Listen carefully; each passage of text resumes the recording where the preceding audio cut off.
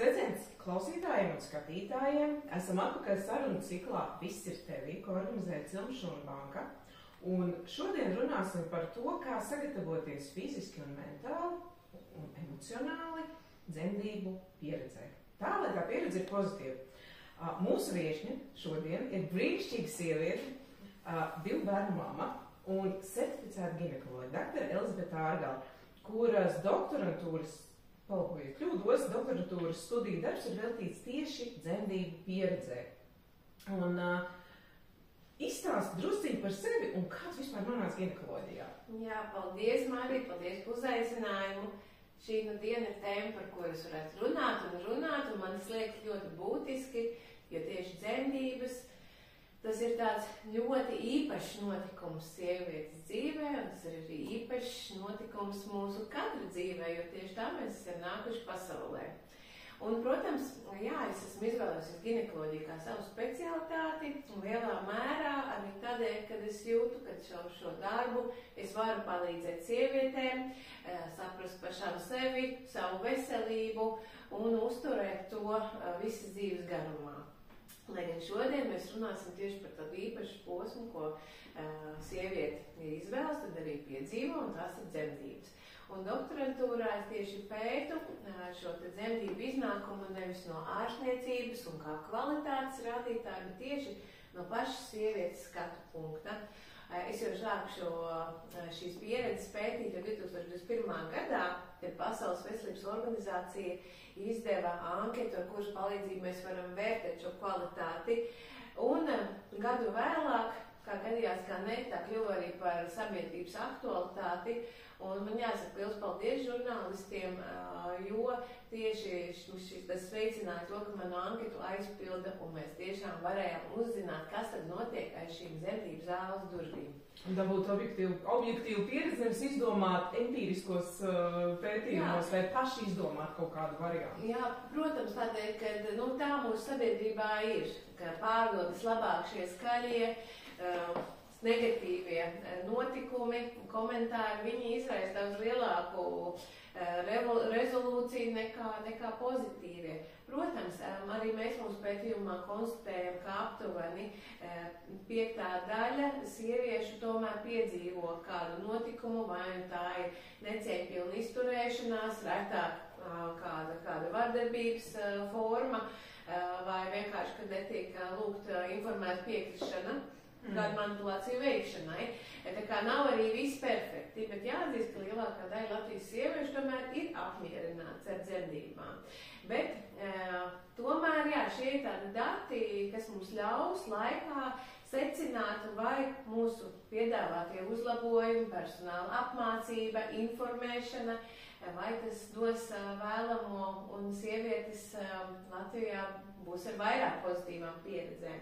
Tas ne tikai rada lielāku emocionālo, labāku pašsajūtu un arī to, kā māmiņa ar bērniņu apietās, bet tas arī rada, iespējams, vēlmi to piedzīvot atkal. Un tas arī ir jo īpaši aktuāli šodien.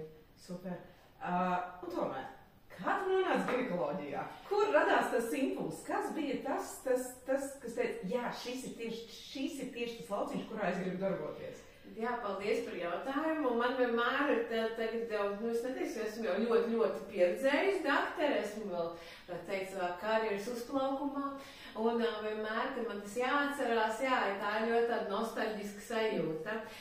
Sākot studēt medicīnu, sākumā bija tā, ka patika pilnīgi visas specialitātes, kur bija ļoti harizmātisks un patīkams nodarbību vadītājs vai pasniedzējs vai pasniedzēji, un tad es domāju par ķirurģiju, paraloriem.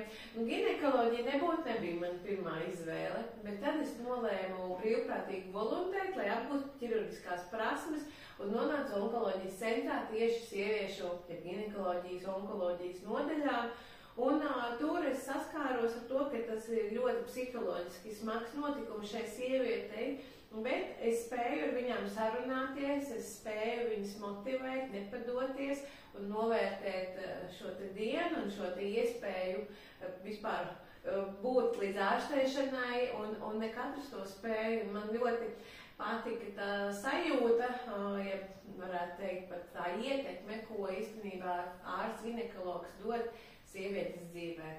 Un tā var būt gan pozitīva ietekme, gan, diemžēl, arī negatīva ietekme. Tomēr caur ķirurģiju. Tomēr caur ķirurģiju, jā. Bet tad, teiksim, tā dzemdību pieredze arī, tā ir viena no lietām, kas ar ginekologiem ir jāzina, tā ir dzemniecība. Un jo īpaši tāda dzemniecība, kur ir kādi sarežģījumi, un tieši šīs sarežģītās situācijas ir tās, kur kaut kas nav ticis nokomunicēts, vai sieviete nav jutusies informēta, vai īsti neizprot, kas un kāpēc ticis darīts. Ļoti pietrūkst šī saruna, un man liekas mūsdienās, kad ir uz pacientu centrēta pieeja medicīnā, tas ir jo būtiskāk un jo svarīgāk. Tomēr arī šo aspektu ievies ne tikai mācību programmās, ne tikai podkastos un tiešraides intervijās, bet arī īstenībā vienam pret otru, arī ikdienā. Tā kā es domāju, ka tās ir dzemdību pieredze, bet patiesībā es to saprotu kā tādu plašāku sabiedrības veselības jautājumu un arī mūsu savstarpējo attiecību jautājumu. Viss ir par un ap komunikāciju. Lai ko mēs darītu, mēs vienalga nonākam pie komunikācijas. Un mūsu sarunu cikla, tā virsdoma, ka viss ir tevī, nozīmē arī to, ka katrai sievietei ir savi iekšējie resursi, kas viņai var palīdzēt dažādās situācijās. Tostarp arī sagatavoties dzemdībām, dzemdību pieredzē, kas ir tāds ļoti, ļoti intīvs un ļoti personisks pasākums. Un, kā tu no sava ārsta viedokļa, kā tu definētu pozitīvu dzemdību pieredzi? Un arī skatoties pētījumos, vai ko tev ir atbildējuši anketās dalībnieks, respondentes, kāda ir bijusi viņa pozitīvā? Jā. 4/5 es saprotu, ka ir bijuši pozitīvs, lai tu ir kaut kādi tie kritēriji. Šie jautājumi, šie kritēriji, kas to definētu, būtu, ka sieviete ir justusies uzklausīta, saprasta, neatstāta novārtā, ka viņai ir izjutus, ka ir ievēros privātums, respektīvi pirms ienākšanas telpā tiek pieklauvēts. Svarīgi, un ko Latvijā vēl aizvien nepraktizē daudzi mediķi, ka nenosauc savu vārdu, uzvārdu, ka pacientam maz nezina, kas piedalās ar viņu šajā momentā. Pat tik banālas vienkāršas lietas. Arī, ka netiek pacientiem izskaidrots, kas būtu tāds brīdinošās lietas viņu veselības stāvoklī, tāpēc viņas tādā neziņā ir. Jo ļoti bieži šajos kursos sagatavo pastāst par pamatprincipiem, bet tālāk jau tas dzemdību un atgriezt pēcdzemdību periods ļoti bieži tā kā kaut kur izpaliek, tā saucamais 4. trimestris. Jā, jo visur stāsta par to, kā fizioloģiski sagatavoties. Tā kā kas tur notiks, kurā brīdī kas, bet par tām pārējām, kas apkārt. Jā, es tiešām priecājos, ka mēs aizvien vairāk runājam tieši par pēcdzemdībām, arī par šo psiholoģisko lietu. Un jā, ja sieviete ir izjutusi kaut kādas neskaidrības, kas ir noticis ar viņas ķermeni, kas ir darīts, kāpēc šādas darbības. Skaidrs, ka viņas uzticās un viņas zina, ka mediķi vēl labu un rīkojas savas kompetences ietvaros, bet ja viņas sajūt tādu necieņu vai kaut kādu nepaskaidrošanu, viņām sāk rasties aizdomas un tāda neizpratne, un tas jau tālāk noved no tā, kad sievietes iziet no dzemdību iestādes, no dzemdību nodeļas ar tādām šaubām. Ļoti bieži pat nespēdams izskaidrot, kas tad ir tas, kas viņām ir neskaidrs, bet tālāk jau šīs pārdomas jau rada tādu arī atsvešinātību no šī dzemdību procesa. Un, protams, lielai daļai tiešām arī ir sarežģījumi un sarežģīti dzemdības, un tieši šīs ir tās sievietes, pie kurām ir jāiet atkal un atkal šai pēcdzemdību periodā, kamēr viņas ir slimnīcā un jāskaidro. Un arī jāpiedāvā, manuprāt, iespēja tomēr, ja viņas ir izrakstītas mājās, tad kā slimnīcā vai kāds speciālists vai vecmāte, pie kura var pierakstīties un vēlreiz šo te dzemdību norisi pārunāt. Sievietēm ļoti patīk dalīties ar dzemdību pieredzēm. Man tas bija sen. Manam jaunākam bērnam 14 gadi. Man bija vēl Bet es atceros to laiku, kad es biju pēc dzemdībām, kad tiešām gribējās pastāstīt, padalīties. Un tā arī ir savu veidu, tā kā jāmet kāda izventilēšana. Tas ir viens, bet otrs ir arī tas, ka atkarībā no tā, kādi ir tie stāsti no citiem uzklausīt. Nu, piemēram, es atceros, ka es minēju, drusciņi senāk, man pirms 20 gadiem pieteicās pirmais bērns meita, un tad, kad tev tas ir pirmais, ka tu no tā vispār neko, tu esi pilnīgi tālu no medicīnas absolūti nesaistīt. Nu, var visu kaut ko stāstīt. Māma var stāstīt, māsa, draudzenes var stāstīt. Tu vienalga to visu sajūti citādāk. Un ir ļoti liela neziņa, maz komunikācijas no vienas puses, tu nezini īsti, kuram uzticēties, kuram neuzticēties, un tad ir milz un daudz šausmu stāstu. Pārsvarā dalās ar negatīvo informāciju, kā man tur gāja, vai es tur nezinu, 13 stundas dzemdēju, man tā tas bērns mocīja. Un ir ļoti daudz šo šausmu stāstu, jāsaka, jā. Kas ir tavā praksē tās biežākās bailes, ar kurām tu sastopies, teiksim, grūtniecēm, ka viņas, ja viņas vispār dalās, vēl ir jautājums, vai viņas stāsta, no kā viņas baidās un ka viņās ir iekšā tās bailes. Jā, es saprotu jautājumu. Jāatzīst, dzemdības jau nav tas, savā ziņā tas ir prieklunākais notikums sievietes dzīvē, bet tas ir arī ļoti liels emocionāls un fizisks pārbaudījums, psiholoģisks arī, jā. Un tās sāpes īstenībā arī ir viena no galvenām lietām, no kā baidās, bet, protams, mums arī ļoti ir uzlabojušies šie rādītāji šajā aspektā, kopš ir pieejama šī valsts apmaksāta epidurāla anestēzija. Tā kā, jo ļoti bieži sieviete pat nevar iztēloties, kādas tās sāpes būs.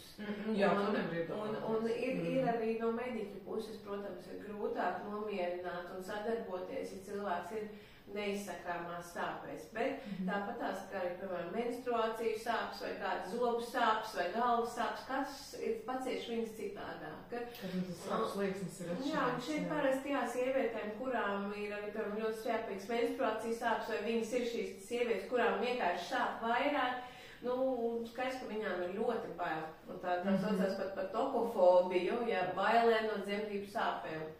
Un šīs pacientes parasti jau grūtniecības sākumā paziņo, man būs ķeizaļgrieziens. Un tad kādā pētījumā tika izpētīts, ka tomēr psiholoģiski atbalstot šīs sievietes, viņas maina tās domas. Jā. Kas ir tas cilvēks, tu minēji psiholoģiski atbalstot, kas ir tas, pirmkārt, kurš ir tas brīdis, kad vērsties pie kāda, un kurš ir tas cilvēks, vai kurš ir tas avots, jo ļoti bieži šobrīd, es saprotu, jaunieši vairāk mammu čatos sarunājas, ne ar speciālistiem tik daudz, vai tas ir ginekologs, vai tas ir psihologs, vai tie dzemdību kursi, kas ir tā vieta, kur tu ieteiktu konsultēties? Tā tad pareizā vieta. Pareizā vieta. Skaidrs, ka tu norādi, ka māmiņas arī piemeklē. Piemēram, pēc izskata, kurš viņām liekas labāks, tas dzemdību sagatavotājs, jā. Ja māmiņa ir izvēlējusies kādu konkrētu dzemdību iestādi, es vienmēr iesaku izvēlēties kādu šajā iestādē strādājošo, jo viņš vislabāk varēs izstāstīt, kas tieši tad notiek.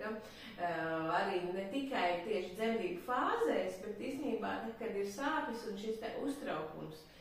Nevēl, ka dzīvnieku mātītes skrien mežā tumsā vai kaut kur drošībā dzemdēt. Tāpat jau arī cilvēku sievietei gribās šo te drošību, jā, bet viņa tad, kad ir sāpes, viņa ienāk jaunā telpā, spilgtām gaismām, svešiem cilvēkiem, visādiem aparātiem apkārt, jā. Tādēļ es savām grūtniecītēm vienmēr iesaku mēģināt apskatīt šo te iestādi. Mazākās slimnīcās tas ir pieejams, viņiem ir šīs ekskursijas. Lielākās, manuprāt, dzemdību namam ir tā kā video tūre.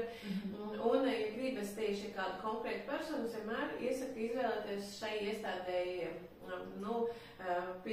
piederīgu kādu darbinieku. Kas strādā tieši tur, un kādā citā iestādē. Un tādā sarunu līmenī, protams, ka es kā ginekoloģi ar savām grūtniecītēm runāju, bet man šeit tieši vecmāte ir tā, kas tā visvairāk psihoemocionāls gatavo un palīdzi. Bet ir arī citas, kā es teiktu, tādas medicīnas, viņas nav medicīnisku izglītību, bet palīdz un atbalsta sievietes. Vienas ir šīs te pēkmammas, kuras tieši sniedz šo psiholoģisku atbalstu, un arī dūles.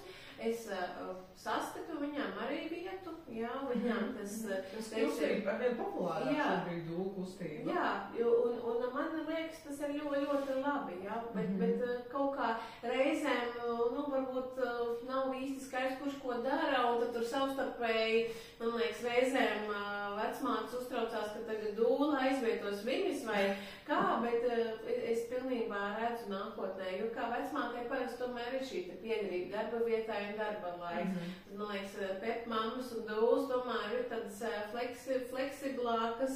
Un vairāk saistīts ar to konkrēto pacientu. Jā, jo telefoniski arī ir grūti ar pacientiem sazināties. Jā, es atteiksim to tā ļoti cenšos izvairīties, jo man vajag atpūsties, lai es nākamā dienā varu iet uz darbu un atkal būt smaidīga un priecīga un atbalstoša, bet ja man visu laiku ir jābūt tāda tonusiņā un jārisina problēmas, tad es arī sīkstu.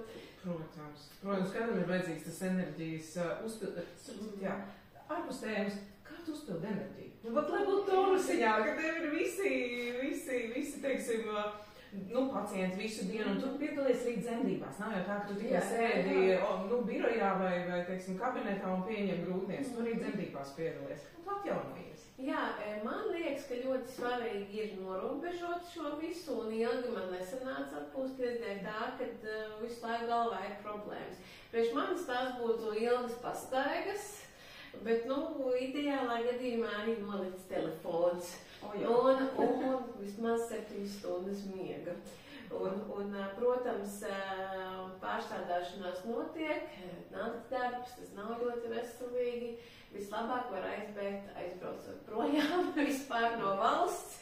Un tad visiem ir tiešām arī tāds respekts, ka, viņa jau ir ārzemēs, tad jau netraucēs. Jā, tad ir tāds tā kā uzreiz viss tāds svētums, jo tomēr esi kaut kur 100 km rādījusā vai Latvijā, tad tā kā kāds vai kolēģis vai ko, bet tās ārzemes, tad es tiešām pamanu. Varbūt tāpēc, ka es sociālos tīklos tāda aktīvāk, tad arī laikam arī pacienti redz. Jā, ka tu esi projām, ka nevar traucēt. Tas cilvēkam ir jāatpūšās, un gala beigās tās ir mūsu tiesības. Jā, bet tas ir, noteikti jauni iespaidi.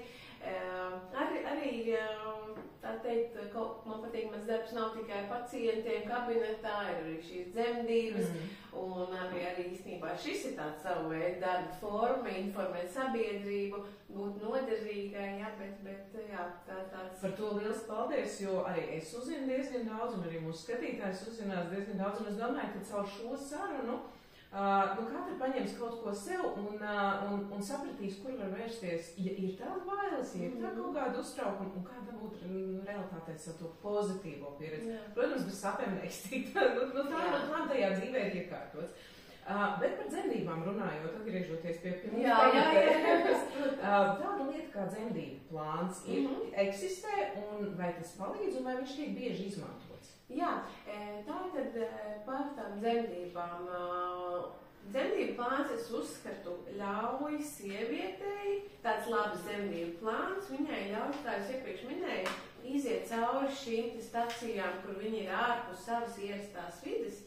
Un arī es, piemēram, nākot arī uz šo sarunu, protams, es arī aizvēru acis un domāju, tā es tur ieiešu, tad man prasīs tādas jautājumas, ko es atbildēšu. Un redzu, cik es esmu priecīga un relaksēta. Tāpat es varētu teikt arī par šīm te dzemdību pieredzēm.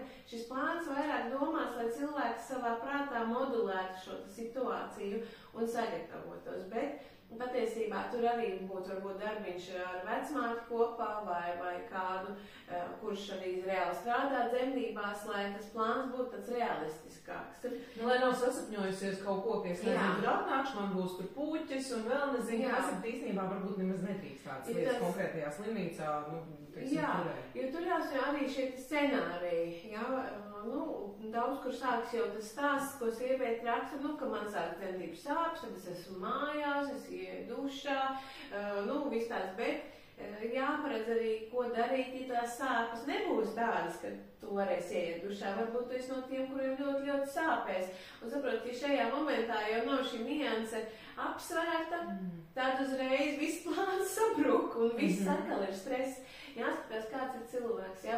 Bet arī jāizdomā vairāki varianti. Tas ir overthinkers paradise.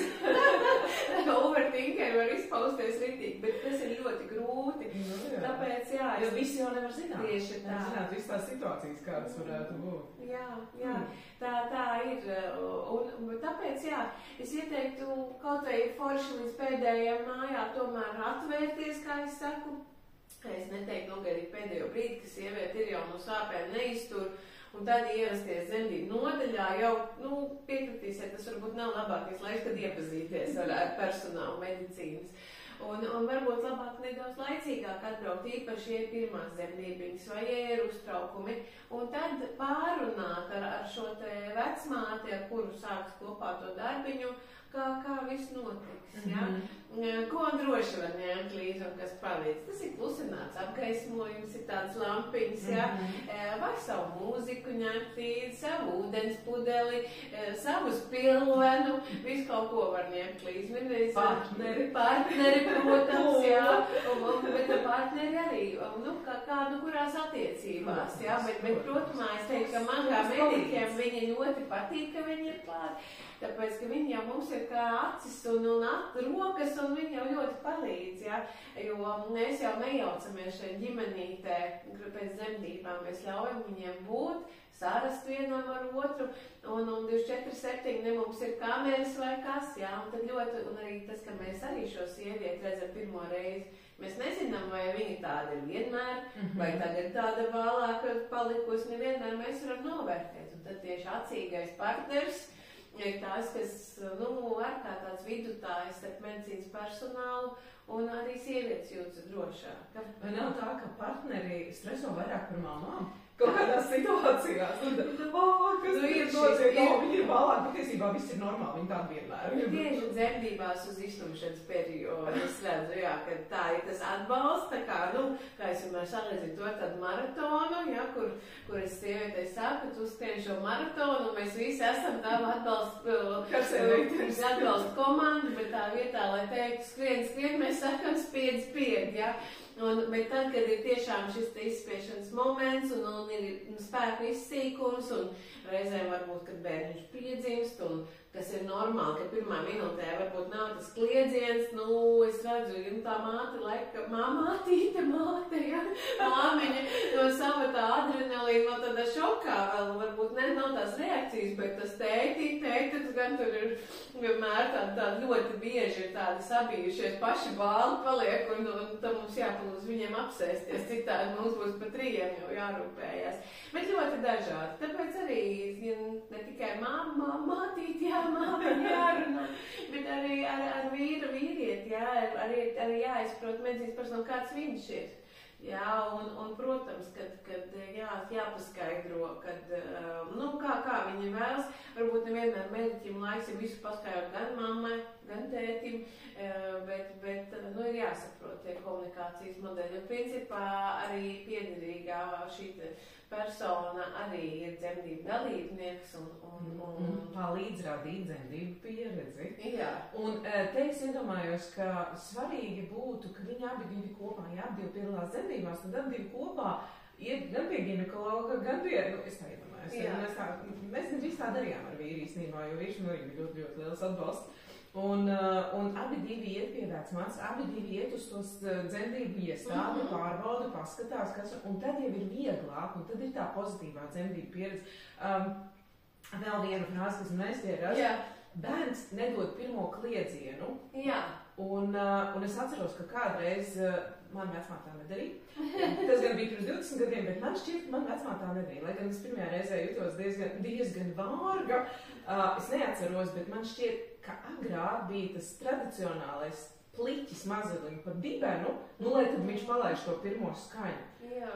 Kā tas ir tagad? Vai joprojām praktizē, un vai tās piederās pie pozitīvas dzemdību pieredzes? Tātad, kad bērniņš piedzimst, viņam ir šī nabas saite, kas vēl aizvien pulsē un apgādā ar stāvekli. Tāpēc visas māmiņas, kurām vienkārši pats strādājot, redz, tas pirmais, kāpēc viņš nekliedz, vai viss ir labi. Tāds uztraukums, grib pateikt, tas ir normāli, kamēr nabas saitiņu dod, un bērniņam taču arī jāatžirgs. Viņš tikko izgājis ir caur šaurāko vietu visā savā dzīvē cauri, un tā.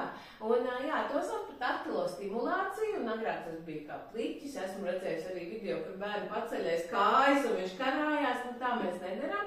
Taktilā stimulācija mūsdienu izpratnē būtu, ka mēs pēdiņas tā kā tā parīvējam un gan mugurkauliņu. Bez tā. Jā. Un, runājot par pozitīvas pieredzes komponentu, pirms to dara vajag pateikt, jo citādi iedomājieties. Mēs pat varam iztēloties, droši vien tas bērniņš, kas mums ir tikko piedzimis, ir mums uz krūtīm, un tad mēs redzam, ka viņus sit, kas uzreiz ir, arī pirmkārt māmiņām pamodina tādu aizsargu reakciju, kāpēc sit manu bērnu, un tā vienmēr. Un tur arī, ko es arī esmu sapratusi, ka šīs liela daļa dzemdību palīdzības sniedzēju ir sievietes, kuras ir šo te pieredzējušas. Un līdz ar to ir tā uztvere, ka man taču tā bija un reku viss kārtībā, vai es taču dzemdēju vienlaikus ar 3 citām sievietēm, bet viss taču ir kārtībā.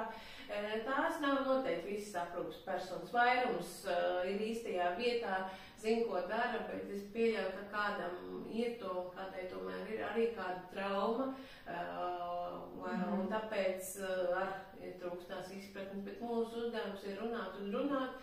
Un pats galvenais, tā vainošanas kultūra, tas noteikti nenovedīs pie kaut kā laba. Tas nepalīdz. Vispār nepalīdz. Viņa to, viņa šito, ir jāiedziļinās, tas nav vienkārši jautājums. Un ir pareizi arī teikt, ka tā dzemdību pieredze katrai sievietei sākas ar veselības aprūpas darbinieka ienākšanu darbā.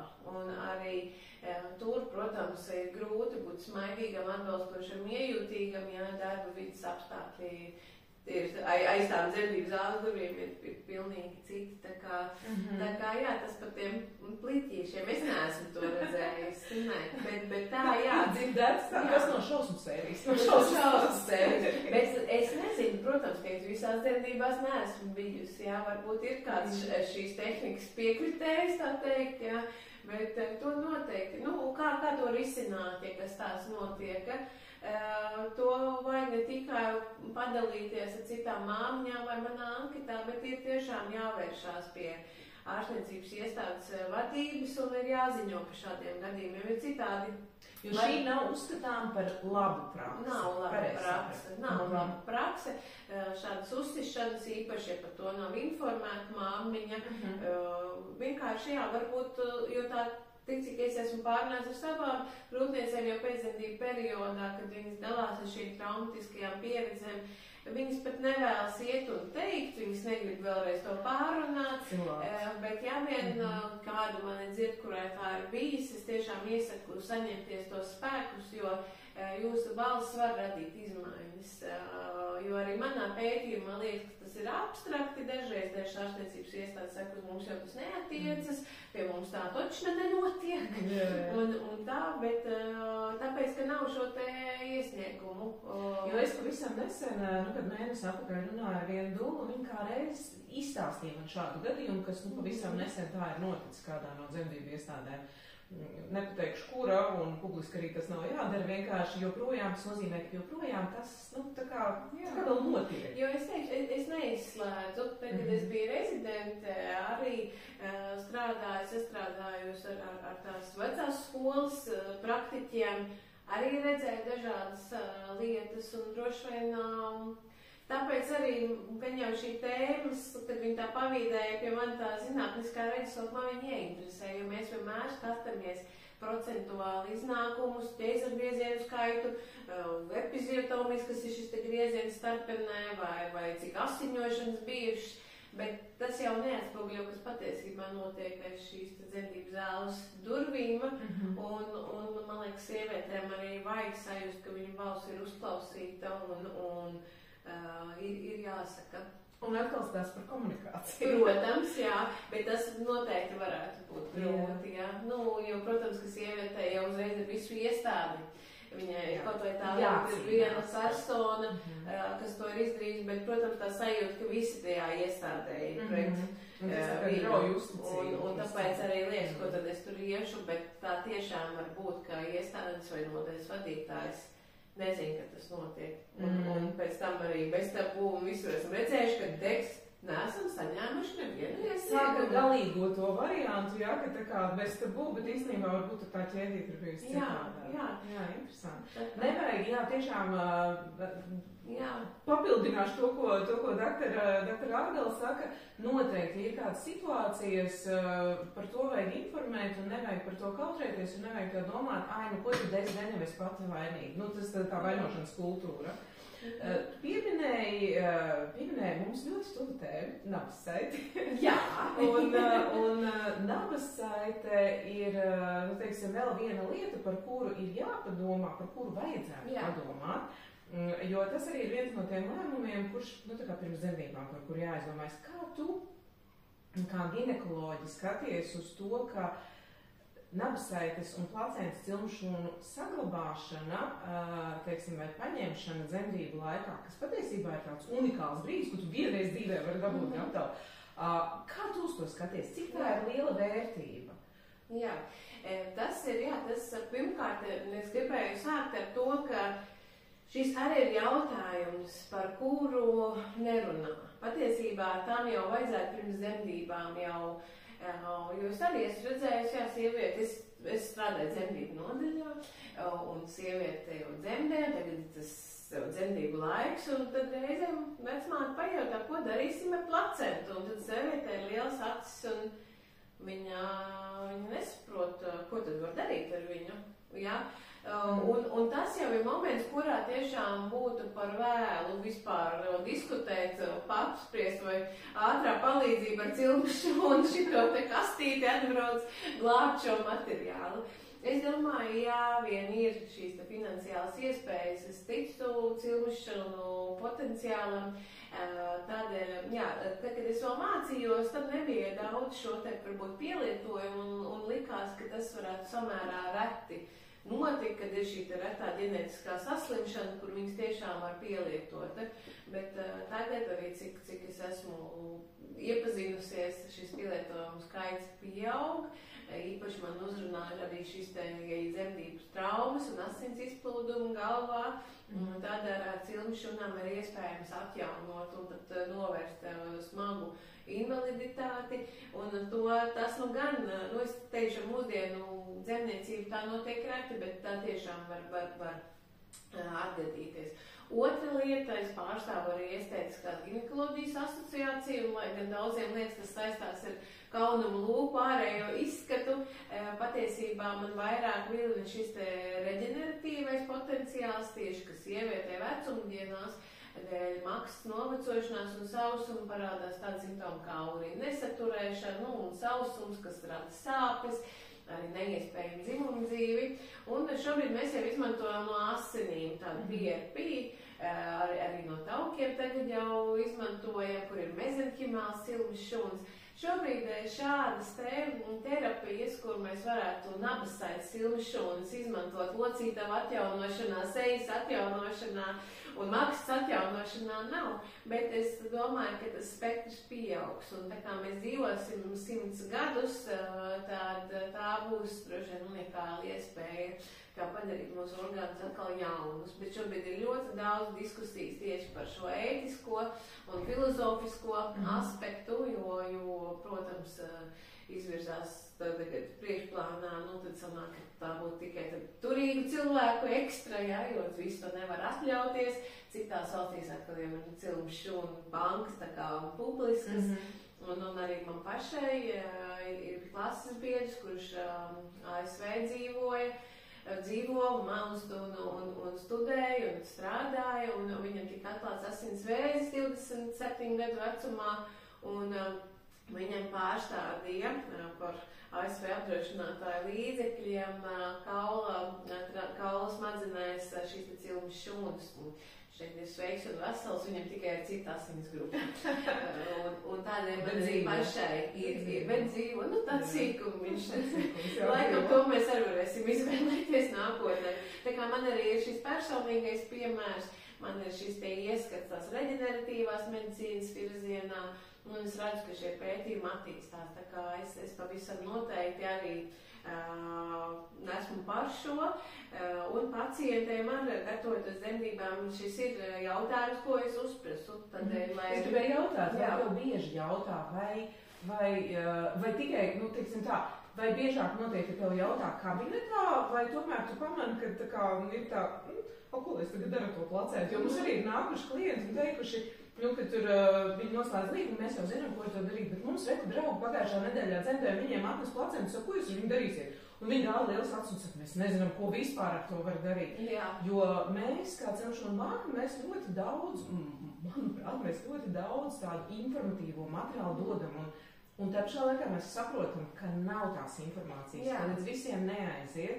Vai tev bieži jautā? Vai tavuprāt tā informācija pietiek? Man, atklāt sakot, nejautā bieži, bet tā kā es uzskatu, ka dzemdību pieredzi varētu sabojāt šāds moments, ka prasa, ko darīs ar placentu un cilvēks nezina. Jā. Tāpēc es lūdzu pārdomāt un varbūt šeit dzemdību plānā iekļaut arī šo aspektu. Tas ir kā tāds sīkums, bet tas var ļoti izsist no līdzsvara. Jo tad rodas jautājumu, vai man bija jāzina, ko man darīt ar viņu. Un ko man tagad darīt, ja es nezinu, ko ar to darīt? Jā, ir jāmet miskastē. Man dzemdības bija, jau sen. Es atradījos par cilvišķūnām, un es droši vien tad vēl biju jauna studenta, gan es arī droši vien man nebija tāda varbūt finansiāla resursa, lai kaut ko papildus pamat vajadzībām realizētu. Un tad, ko tad var darīt? Es varu pastāstīt. Es savējo placentu apraku zem rozes meitai un zem pļāvas dēlam, jo tas bija vecmātes ieteikums, jo es viņai atklāt teicu, ko es varu ar viņu darīt. Un tad, kad jau placenta ir piedzimusi, tās bija viņas rekomendācijas, un es tad jauna meitene, es tā arī darīju, jā. Bet būtībā teikšu kā juriste, ne gluži kā Dzemšanu bankas vadītāja, bet kā juriste, ka patiesībā tie bioloģiskie atkritumi, kuriem būtu jānonāk miskastē, ja vien viņi nenonāk kādā citā legālā vietā un zem grūtas īsti legāli nav. Tieši tā, tāpēc es saku tajā momentā, kad tu nezini, ko darīt, tad tu dari to, ko tev iesaka, un lai cik tas romantiski un skaisti liekas, īsti pareizi tas nav. Bet ja par to padomā iepriekš, un ja to pieņem kā tādu apdrošināšanu, līdzīgi kā kasko apdrošināšana, vai tas varētu palīdzēt veidot tādu pozitīvāku to dzemdību pieredzi ar domu, ka es dzemdēju, es ņemšu šo materiālu un nodrošināšu nākotni. Tā kā savai ģimenei vēl vienu drošības pilnvērtību. Tas varētu būt tāds aspekts, kas tā kā pozitīvo iedod. Es varu to teikt. Varbūt dzemdību pieredzi var teikt, ka dzemdību pieredzi, protams, tās ir katras sievietes lēmums. Un ja viņai par šo pārdomājusi, tas, protams, viņai radīs šo pārliecību. Protams, jābūt pašai pēc saviem ieskatiem, un es vienmēr, ja man ir prāsa, es vienmēr saku, lai iet pēc ilgšu darbiniekiem, bet, šiem drošības pilveniem, mēs skatāmies Latvijas kontekstā, mums ir ar to izpratni grūti. Gan banku apskatos, gan visur, cilvēki neatliek šo te naudiņu, viņi nekrāja vecumdienām, viņi netaisī, neinvestē un nedomā par to un par to, ka tās pensijas, tādas tā kā, šī ir grūti droši vien no tās puses tā skaidrot, bet tā par iespēju noteikti ir jāzina. Tāpatās, kā kādreiz ir kādas analīzes, ko valsts neapmaksā, bet es uzskatu, ka šai sievietē viņas ir jāveic. Es taču viņai arī dodu informāciju par pašu labāko un piemērotāko, kas viņai ir nepieciešams, piemēram, šīs te neinvazīvās ģenētiskās analīzītes, jeb NIPTs. Viņš mūsu valstī ir pa maksu, un, protams, ne visām viņš ir nepieciešams. Bet, šai sievietei, manuprāt, tas ir vajadzīgs. Es saku, es zinu, ka tas ir pa maksu, bet tas ir tas, kas būtu ļoti noderīgi. Un tas ir tāds kā drošības pilnvērts. Labāk zināt, ka tev viss ir kārtībā, kaut vai tas maksā, nekā pēc tam, kad nav kārtībā, uzzināt kā ar domu papīru. Nē, tieši tā. Tā ir preventīvā, tas tāds preventīvais pasākums. Jo ir grūti tā, man liekas, realizēt, saprast, ka pēc vairākiem gadiem, tas vienkārši vienmēr bija šī diskusija, vai tiešām varēs pielietot šīs cilmišķūnas un tā, bet man liekas, ka tas pielietojums tiešām būs. Vairāk, jo tagad, pat šie gadi stadijām, šis pirmo reizi dzirdēju cilmu šūnā, un tās bija tikai atsevišķas ģenētiskas saslimšanas, tagad, man liekas, ka 10 gadi ir pagājuši, no apmēram, un ir citi pielietojumi. Un, protams, tā ir katrs pacients tā kā izvēle, bet sagatavoties, ko viņi darīs, ir pozitīvi, jo, man liekas, negatīvi varbūt nebūs tieši dzemdību pieredze, bet negatīvi būs pēc tam ieraudzīt internetā, ka viņi varēja to izdarīt. Jā, un tas ir zaudēts jau šis te moments, jā. Tas ir viens mirklis, būtībā, 10-15 minūtes, Par izpulsēšanu varbūt. Apsveic izpulsēšanu, šis ir ārpus konteksta. Bet tas ir ļoti svarīgi, jo tā ir viena no tādām tēmām, kas arī mums klientiem un vispār cilvēkiem, kas nāk un grūtniecēm, kas nāk uz mūsu lekcijām diezgan daudz, viņām šīs jautājumas interesē. Laikā viņš uzpeld ar tādu lielu blīkšķi. Tad cik ilgi var ļaut pulsēt nabasētē? Pirmkārt, ko nozīmē pulsēt? No tava kā ginekologa skatījuma. Un kāpēc ir jāļauj pulsēt? Cik ilgi jāļauj pulsēt? Un kas tas vispār ir? Un kas notiek tajā procesā? Kāds ietekmē cilmšanu paņemšanu? Vēl beigās. Es par cilmšanu paņemšanu droši vien nebūšu eksperts. Es neesmu viņas ņemu un tā, bet tieši to es tiešām nezināšu. Es vēl nokļūdīties. Mēs ar ārstu ar kaut ko nezinu. Bet es tieši par pašu nabasaitas pulsēšanu, tas ir svarīgi. Mēs nebūt nesteidzamies. Kādreiz ir tāds tā kā arguments, kad slimnīca noteļās, tad viss tur ātri, bērnam neļauj nabasaitē izpulsēt. Tas, ko arī rekomendācijās saka, kur ir pozitīvas ieteikumes, kas samazina bērnam anēmiju, iedod vēl kādas merības vieliņas, un skābeklī, tā būtu noteikti šī minūte. Bet ir arī vecmātes, kuras, un arī ārsti, kas ļauj nabasaitē, teiksim, pulsēt, un ko tas nozīmē, ka no placentas un no mātes asinsrites tad vēl tiek dotas pa nabasaitas pēdējās lietiņas, tās ir asinis, tās ir olbaltumvielas, arī antivielas pret saslimšanām, tas viss tā kā pumpējās. Bet kādēļ reizēm apspriež to, ka pārāk ilgi, ja viņi pulsē, tas jau vairs nav tik efektīvi, kad nabasaite un šie asinsvadi, kas ir bijuši ķermeņa temperatūrā, kad viņi nonāk ārpasaulē, viņi sašaurinās, un tad vairs nav šīs. Otrkārt, kad nabasaite tiek noklemēta, tad tas ir vislielākais tāds impulss arī veikt šo elpas ievilcienu, un kādēļ tā elpa un tas kliedziens vajadzīgs, jo viņš izspiež šo šķidrumu no plaušiņām. Tāpēc mums patīk, ka bērni kliedz kā trāpki, kaut vai mammīt saka, kurš neraud, mēs sakam, nē, lai raud un lai piebļauj visu dzemdību nodaļu, tieši to mēs vēlamies. Un tas ir svarīgi, bet gribu teikt, ka kādreiz, mēs nevaram ļaut šai nabasaitē izpulsēt. Viena situācija būtu placentas atslāņošanās, ko tas nozīmē, ka placentā jau ir atdalījusies no dzemdes sieniņas līdz ar bērnu piedzimšanu, tā kā tur nekādas pulsēšanas un efektu un neattiecīguma nav. Un vēl, ja bērniņam stāvoklis dzemdību laikā ir samērā pasliktinājies un slikts un ir nepieciešams, lai bērnu daktars, neonatologs, pēc iespējas ātrāk sāk ne tikai pamasēt muguriņu un pēdiņas, bet varbūt iedot kādu bagātinātāku skābekli pālkot un tā. Bet, un tāpēc, kamēr nabasaite pulsē, es pieļauju, ka droši vien tas princips ir, mēs iedodam šo minūtīti un tad paņemt, tas nekāda neietekmē. Jā, un tad ir tas moments, kad ķerās klāt, paņemt šo vērtīgo materiālu. Jo viņš tur vēl ir. Bet ne, te vairāk, paldies šis... Jā, jo es vēl uzprasīju tev jautājumu. Jo mums ir laikam uzpeld tādu, vai es varēšu tur 15 minūtes un vispār līdz tādam absurdam, ka 2 stundas tur ar to mazo gulēt uz vēderu un tad viņš tur tā kā, ko tur. Nevienam nav īsti skaidrs, kāpēc, bet laikam, tāda mīti ceļo, ka tik ilgi pat vajadzētu un gribētos, un tad ārprāts jūs te nogriežat jau pēc 3 minūtēm. Es tā vairs nebiju aizdomājis. Redzi, cik īsti. Laikam tā ir, ka jā, man ir tas fokus plašāks, jūs kā nabasājuši speciālisti, kad saņemat šādus ļoti personalizēts jautājumus. Es par to bet āda konteksts bez šaubām, jā, šo ar saklaus, tas ir būtisks, tas ir arī viens no pozitīvas dzemdību pieredzes rādītājiem. Un to mēs nekādi neapdraudam. Konteksts ASV par to, ka ir jāpiemaksā $75, jā, tā kā mums ir pa brīvu un mēs atļaujam to darīt. Tas ir kā dabisks process, tāpēc par to būtu jāmaksā. Jā, bet tur tā liek, Latvijā īstenībā pret Eiropas rādītājiem šis āda konteksts ir ļoti labs rādītājs. Mums ir viens no augstākajiem arī agrīna krūts barošana.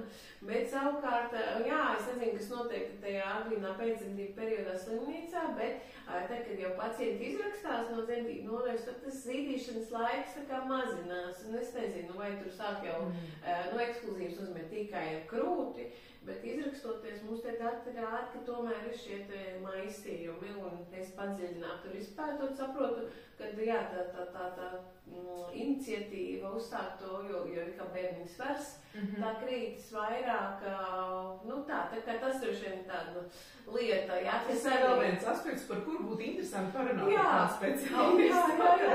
Jo arī ar māmiņām īstenībā, kas notiek, kas veicina to, kad... Tagad mēs tieši apkopojam datus un publicēsimies, šodien man atsūtīja, tā kā skatīšos. Tad jau droši vien kaut kādu rakstīnu uzrakstīšu arī kā saka, cilvēku valodā, zinātniskajā valodā. Noteikti padalies ar mums, mēs ieliksim savā mājaslapā, lai visiem cilvēkiem arī ir pieejama šī informācija, jo tā ir ļoti svarīga informācija. Jā.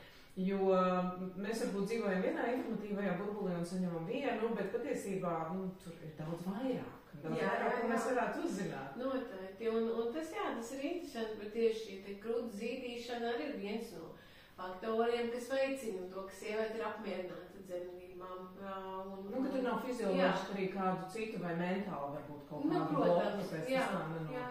Jā. Cik interesanti. Viss ir tevī tāds vadmotīvs. Ir par to, ka patiesībā jau viss arī ir mūsos. Mēs esam cilvēks un vispār kā būtne šajā kosmiskajā visumā, jāsaka tā.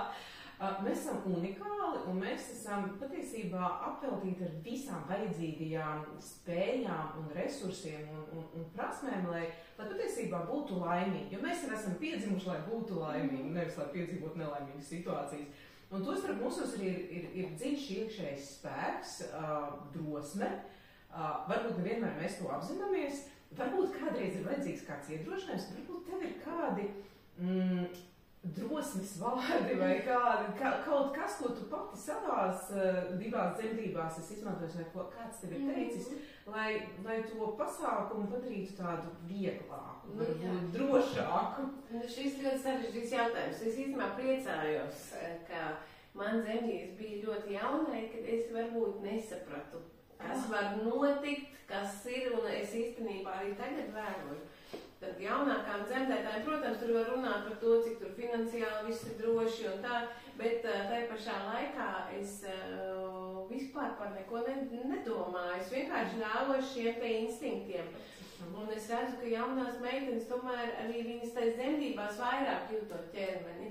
Jo sieviete, neteiksim, tas ir vecums, bet visai tā dzīves pieredze, jo vairāk domā, uztraucās, tāpēc mans ieteikums ir tāds, arī, kad jau pārsteigā tā teikt grūtniecība, es vienmēr saku vienkārši bērnu radīšana un dzemdēšana ir viena no mūsu sugas visprimitīvākajām lietām, kas mums ir dziļi mūsu tajā limbiskajā, primitīvajā, dzīvnieciskajā sistēmā.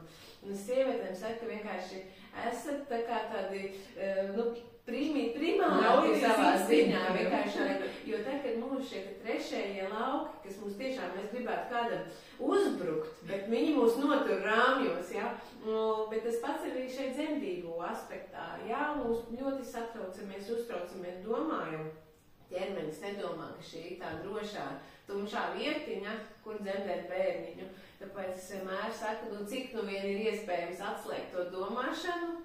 Tāpēc arī šis klusinātais apgaismojums, kāds dabas elements, to starp citu pozitīvas dzemdību pieredzes vadlīnijās arī raksta, ka ļoti vēlams, lai dzemdību nodaļās ir tomēr iespēja pieregulēt apgaismojumu, ka ir kāds augs, lai būtu tā dabas sajūta, varbūt kāda koka apdare, jā, un arī visi aparāti tomēr aizklāti ar kādu, nezinu, aizslietni, ja? Es tad iedomājos, sievieti nāk dzemdībām ar to ķīniešu aizslietni un ieliek priekšā, ja? Nu, tā kā jā, to es varētu ieteikt, jā, atgriezties, lai vai cik tas būtu nemoderni un varbūt nemedicīniski, bet es droši vien ieteiktu, jā, mēģināt sajust to primitīvo sevi, jo tieši tā arī tie bērni vislabāk rodas, kad ir tādi kaisli uzjūti un ne par ko nedomāt, un arī tā dzemdēšana, jā. Atslēgt prātu, tas ir ļoti sarežģīti. Nu, tas ir sarežģīti. Jo lielāka dzīves pieredze, jo vairāk tajā prātā ir visādu rāmju, visādu kontrolējošo mehānismu, un tas tik vienkārši. Meditācijas, elpošanas? Jā, kādreiz, protams, tad klasiski medicīniski pārstāvi varbūt par to smējās, bet tā lieta kā mindfulness, jeb apzinātība, viņai ir iekļauta daudzās rekomendācijās kā būtisks, kā ārstniecības izdošanās elements, un, piemēram, ASV bērnu, Filadelfijas bērnu klīnikā ir pat joga, gan meditācija, ja. Viņi, protams, izvērtē, kuras no šīm praksēm tā kā ir akceptējums, kuras nav, ja. Arī kognitīvi behaviorālās terapijas, kas ir, no tādām, vairāk psihoterapijas aspektā, noteikti, bet tas ir sarežģīti. Es pat esmu mēģinājis par neko nedomāt. Un tad es domāju, kāpēc es nespēju par neko nedomāt? Es man noticis, jā. Un es saku, jā, es arī aizdomāju par sevi. Protams, man vēl reproduktīvais vecums, ja man būs tās trešās dzemdības, un kā tad es dzemdēšu ar visām šīm zināšanām, ar to, kas var notikt kā bērniņam, tā mātē, ja, jo tur jau arī man būs grūti, tā kā ja kaut kas tās notiks, nākšu padalīties, kā es tikko šo visu galā. Tā būs ļoti vērtīga pieredze, pilnīgi noteikti, tā būs ļoti vērtīga pieredze, tas būs tavs dzīves stāsts, tavs pieredzes stāsts. Jā, tā kā ir ļoti grūti man tagad iedomāties, jo kā ārstam, man jau jārada pacientei absolūta pārliecība par mani, kad es rūpēšos par viņu un ka viņi ir drošībā.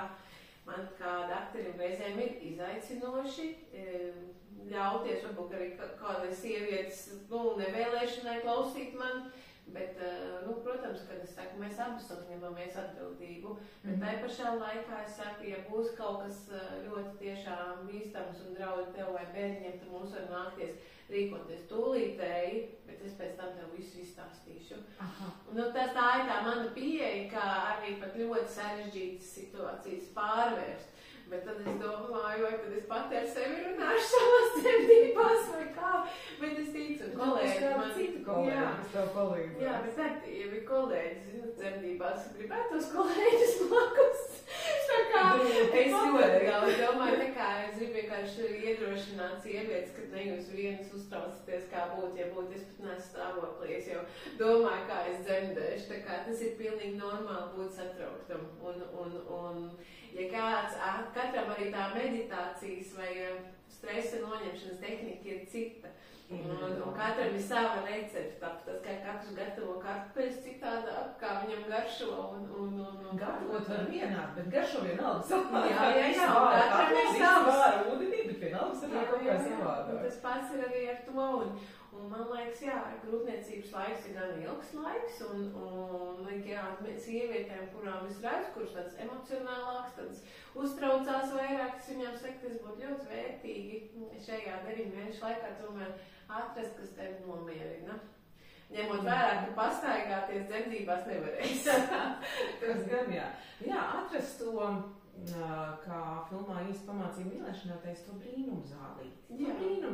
Lai saprastu, kas ir tas, kas ir tieši tas konkrēti man personīgi, man pašai mīļākajai sev. Lai man būtu forši, lai man būtu viegli un ar prieku. Protams, ka bez sāpēm neviens nav izticis, es arī neiztiku, bet Jā, viss ir kā galvā, viss ir mūsos. Gan mēs varam uzskrūvēt sevi uz kaut ko, kādu tagad būs, vai arī tieši otrādi mēs sev varam nomierināt, ja? Un jo vairāk mēs konsultējamies ar speciālistiem tādiem kā tu, jo vairāk mēs uzzinām informāciju, man liekas, jo kļūst vieglāk. Jo, tā kā visu, protams, nevar paredzēt, bet ir kaut kādas situācijas, kad, ja būs tā, ja būs šitā, un vispār pēc tam visu izstāstīšu. Man ļoti patīk tas piegājiens. Mēs izdarīsim visu, un pēc tam es izstāstīšu, ko mēs izdarījām. Jā, un par tām sāpēm arī gan no savas puses, gan arī no pacienta puses.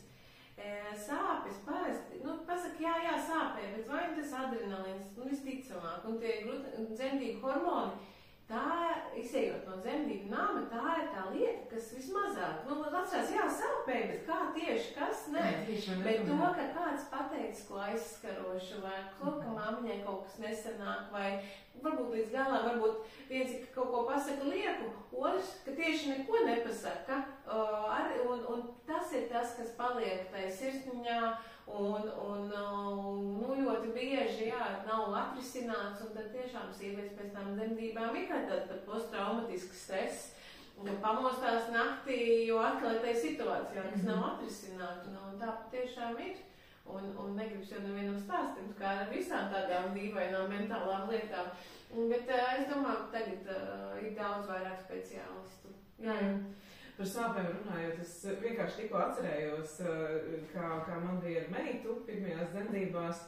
Es biju nolēmusi, ka es pati dzemdēšu pati, nekāds epidurālās anestēzijas, neko man nevajag, es dzemdēšu pati. Es tur tā jau stundas 7 jau tur tā kā mēģinu kaut ko grūti un sāp, un, protams, nezinu, kur tur staigā no vienas vietas uz otru vietu.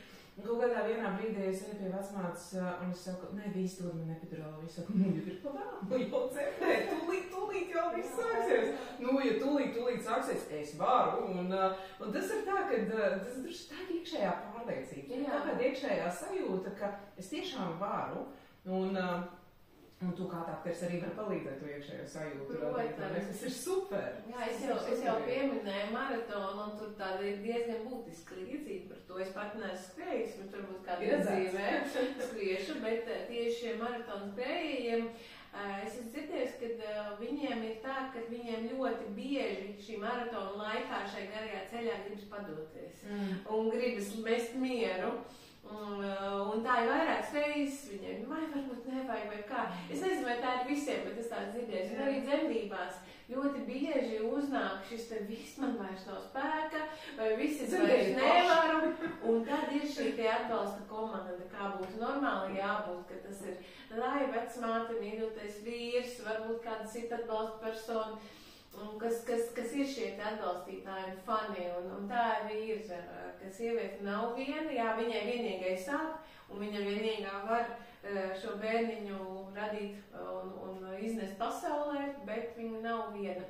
Un tas arī mums jāmācās, mēs tad diezgan noslēgti vientuļnieki tādu mēs visu varam, mēs bet tās ir arī tas veids, man liekas, kā roda šī ģimenes un kopības sajūta, kā tam ļauties. Pareizais vārds. Man arī tieši tas pats vārds atnāca ļauties un ļaut būt mīlētai. Un ļaut, lai par tevi parūpēs. Tas nekas, ka es visu varu, es pēc tam atkal varēšu visu, bet tajā brīdī forši ļauties tai sajūtai. Tas ir superīgi. Paldies, sirsnīgi paldies, Elizabete, tev par sarunu. Ja tev ir vēl kaut kas, ar ko tu vēl gribētu padalīties, varbūt kaut ko par savu pētījumu, varbūt tev vēl vajag respondentus pētījumam, kur varētu aizpildīt anketu, ja tas ir nepieciešams. Anketēšanu mēs veicam vēl aizvien, un droši vien es iedošu to linku, tad ja kāds vēlas padalīties, jo tas viens manam pētījumam, protams, noderīgi, bet otrs, ko es jau teicu, sievietēm patīk dalīties un patīk būt uzklausītām. Un, ja kaut kas, es saku dalīties ne tikai ar sliktu, bet arī ar labu pieredzi, bet kādam varbūt, tas ir, varbūt nav bijis tā drosme aiziet un pateikt šim nodeļas vai klīnikas vadītājiem, bet mūsu anketā ir sadaļa, kur var to izteikt. Protams, kad mēs neiesim, nevienu tur pirkstiem nerādīsim, jo tā pārmaiņas nenotiek.